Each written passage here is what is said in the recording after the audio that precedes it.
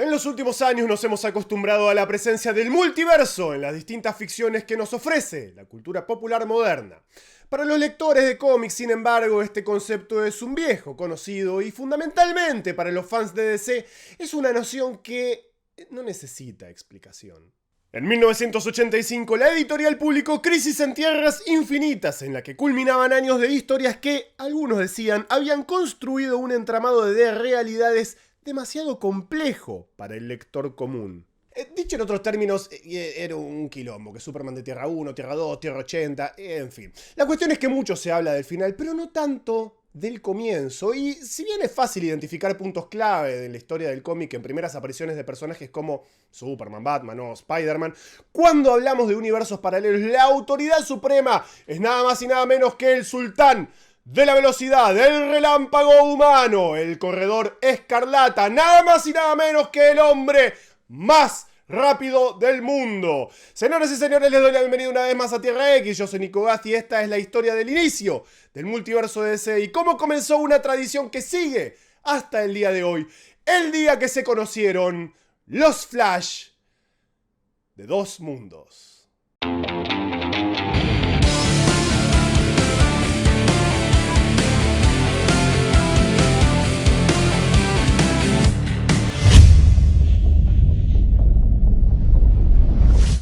Tras el éxito de Superman en 1938, todos querían su propio superhéroe, y así en 1940 All American Publications, una de las tres compañías que posteriormente se fusionarían para crear a DC Comics, publica Flash Comics número 1, de la mano del guionista Gardner Fox y el dibujante Harry Lampert, y presenta al mundo a Flash.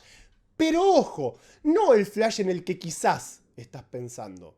Este bólido humano con cabeza de palangana se llama Jay Garrick, el Flash original. Jay era un estudiante de universidad que un día, en un laboratorio, inhaló vapores de agua pesada y así adquirió sus poderes de supervelocidad.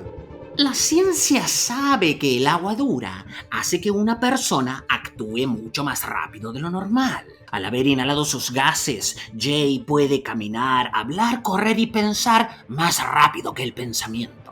Probablemente va a ser capaz de ser más rápido que una bala. Es un fenómeno de la ciencia. Ok, a ver, paremos un segundo. ¿Qué carajo es el agua pesada? Según Wikipedia, se denomina agua pesada, formalmente óxido de deuterio, a una molécula de composición química equivalente al agua, en la que los dos átomos del isótopo más abundante del hidrógeno, el protio, son sustituidos por dos de deuterio, un isótopo pesado del hidrógeno, también conocido como hidrógeno pesado. Su fórmula química es D2O o 2H2O. ¿Pero qué carajo tiene que ver con...? O sea, miren, es pelotudísimo el origen del primer Flash. No importa, disfrutemos. Sigamos. Jay Garrick fue un personaje popular durante los 40, apareciendo tanto en la revista Flash Comics como en All Flash Quarterly, compartiendo protagonismo con otros personajes en Comics Cavalcade y siendo un miembro fundamental de la Sociedad de la Justicia de América, el primer grupo de superhéroes de la historia. Sin embargo, con el declive de popularidad de los superhéroes tras la Segunda Guerra Mundial, Flash Comics fue cancelada con su número 104 en el año 1949. Saltamos así a la década de los 50, en la que DC empieza a tomar conceptos de los 40 y los reimagina, manteniendo una idea general, pero imaginando personajes nuevos. Así, por ejemplo, el Green Lantern de los 40, Alan Scott, es reimaginado como la versión más conocida de Hal Jordan, que también tiene un anillo de poder, igual que el original, pero es un personaje completamente distinto con un origen totalmente diferente. El primero de estos personajes apareció en la revista Showcase número 4 de la mano de Robert Kanigher y Carmine Infantino, y su nombre era Barry Allen. Barry también tenía un accidente de laboratorio, pero en su caso era un rayo que lo golpeaba bañándole en una serie de químicos, lo que le daba sus poderes. Lo cual, si les parece por un segundo que no tenga algún tipo de sentido, permítanme recordarles los vapores de agua pesada. Lo que llamaba la atención ya en la primera aparición de Barry es que cuando nos presentan al personaje, lo primero que vemos, antes incluso que su rostro, es un cómic de Flash. Se nos revela así que Jay Garrick, el Flash de la Edad de Oro, es para Barry un personaje ficticio, igual que para nosotros. Así, Barry va a terminar asumiendo la identidad de Flash inspirado por el personaje de cómics. Y así llegamos entonces a 1961 y a la publicación de este cómic, Flash 123, que ya en su portada nos presentaba una situación insólita. Una persona en peligro y los dos Flash acudiendo a su rescate. Pero ¿cómo se llegó a esto? Cuenta la leyenda que el dibujante de la serie, Carmine Infantino, se divertía haciendo portadas cada vez más insólitas para que los guionistas, Gardner Fox y John Broome, tuviesen que ingeniárselas para contar una historia a partir de los conceptos de esas portadas. Por ejemplo, acá tenemos la portada de Flash 115, en la que vemos cómo el héroe engorda repentinamente al ser atacado por el extraño rayo de un villano. Y acá podemos ver la de 118, en la que Flash tiene que salvar a un espantapájaros del impacto de una bala. Como sea, el desafío fue aceptado y así nació la siguiente historia. En un evento de caridad organizado por Iris West, Flash hace las veces de entretenimiento ante la ausencia de un mago que nunca se presentó. Entre los trucos de su repertorio se encuentra el de subir por una soga suspendida en el aire, lo cual logra vibrando sus moléculas. Y tanto vibra sus moléculas que termina desapareciendo del escenario. Repentinamente Flash se encuentra en una ciudad desconocida que rápidamente reconoce como Keystone City, la ciudad de Jay Garrick, el Flash original. Sin perder tiempo, Barry rastrea el paradero del que fuera su héroe de la infancia y se dirige a su casa para contarle su increíble historia. Alguna vez fuiste muy conocido en mi mundo, como un personaje ficticio que aparecía en una revista llamada Flash Comics. Cuando eras joven, eras mi héroe favorito. Un escritor llamado Gardner Fox escribía tus aventuras, que decía que se le aparecían en sueños. Obviamente, cuando Fox dormía, su mente sintonizaba la vibración de tu tierra. Eso explica cómo soñó a Flash. La revista fue discontinuada en 1949. Sorprendente.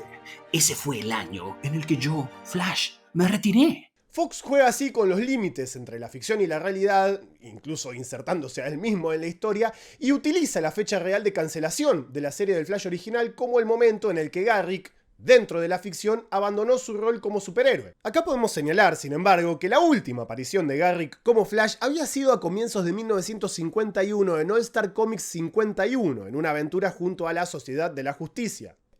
Pero bueno. Mientras que Barry y Jay se conocen, tres antiguos enemigos del Flash original, Fiddler, Shade y Thinker, se congregan para volver a las andadas con nuevas fechorías. Los Flash de dos mundos los enfrentan, ganan como mandan las buenas costumbres y Barry se despide para volver a su universo.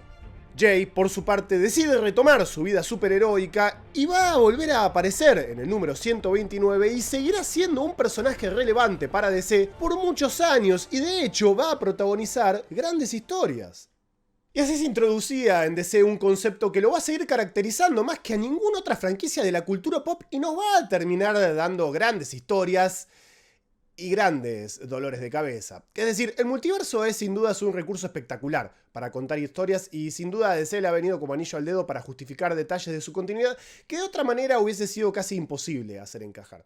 Sin embargo, también, irónicamente, va a terminar siendo la causa de muchísimas confusiones y alguna que otra vuelta narrativa medio innecesaria, digamos la verdad. Pero para bien o para mal, con este número cambia para siempre la historia del editorial. Ahora bien, ¿fue esta realmente la primera vez que se utilizó el recurso del multiverso en DC? Bueno, a decir verdad, no. Hay por ejemplo un caso anterior en Wonder Woman 59 en el que la heroína viaja a otro universo. Sin embargo, es en Flash 123 donde nace la idea de empezar a organizar las distintas tierras de DC y donde se revela que los héroes de la Edad de Oro de la editorial vivían en lo que después vamos a terminar conociendo como Tierra 2 y las versiones de la Edad de Plata y Bronce, modernas por aquel entonces, en Tierra 1. Esas denominaciones, por cierto, van a hacer su primera aparición en Justice League of America número 21, 2 años después, en 1963, historia en la que se produce el primer encuentro entre la Sociedad de la Justicia y la Liga de la Justicia, ambas también creaciones de Gardner Fox. La importancia de este cómic no se puede exagerar lo suficiente. No solamente fue determinante para años y años de historias que se siguen contando hasta hoy, en lo que yo considero que es el ejercicio narrativo más complejo de la historia de la humanidad. O sea, para bien o para mal, eso es lo que yo considero que es DC Comics. Sino que también fue una influencia clave para muchísimos autores que nos han dejado obras importantísimas. Grant Morrison, por ejemplo, cuenta que Flash era su superhéroe favorito y gran parte de la narrativa metaficticia que juega constantemente con los límites entre la ficción y la realidad, que está presente prácticamente en toda su obra, sale en gran medida de acá. Es interesante que ya desde aquel showcase número 4 en el que Barry hacía su primera aparición, sus autores jugaban sutilmente, quizás casi sin saberlo, con el lenguaje de la historieta y la noción de que los cómics son una realidad en sí misma, comprendida dentro de nuestra realidad, pero no menos real por el mero hecho de ser ficción. Cuando vemos la primera página de aquella revista, vemos a Flash atravesando las páginas de su propio cómic. Y lo que vemos atrás son las mismísimas viñetas que nos vamos a encontrar más adelante en la historia, que ya está ahí, esperándonos para que le demos vida.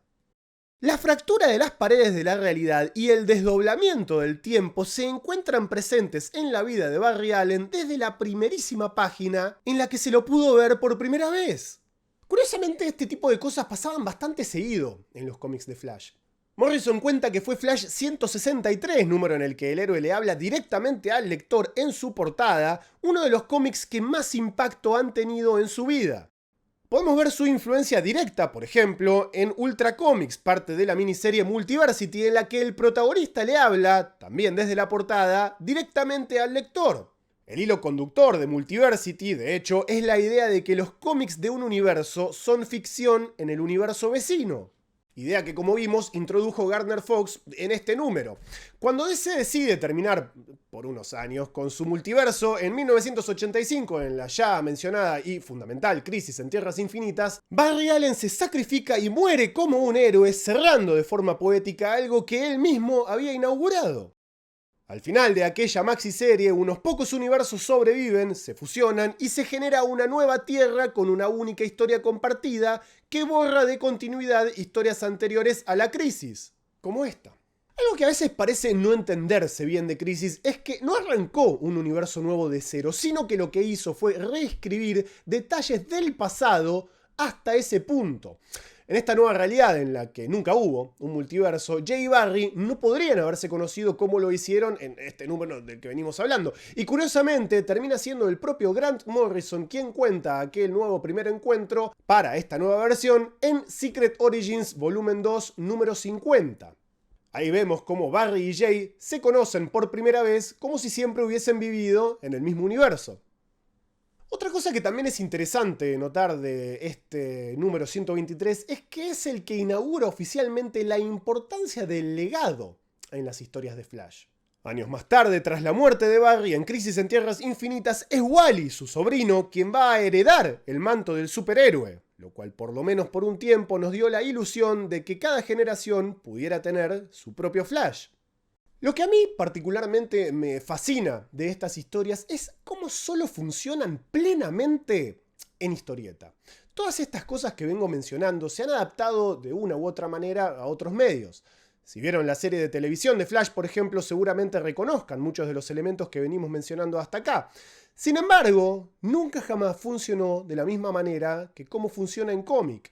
No hay manera de que ninguna producción audiovisual capture las sutilezas, los trasfondos editoriales, los perfectos accidentes que le van dando forma mes a mes a esta narrativa deliciosamente caótica y fascinante, que solamente puedo definir como auténtica.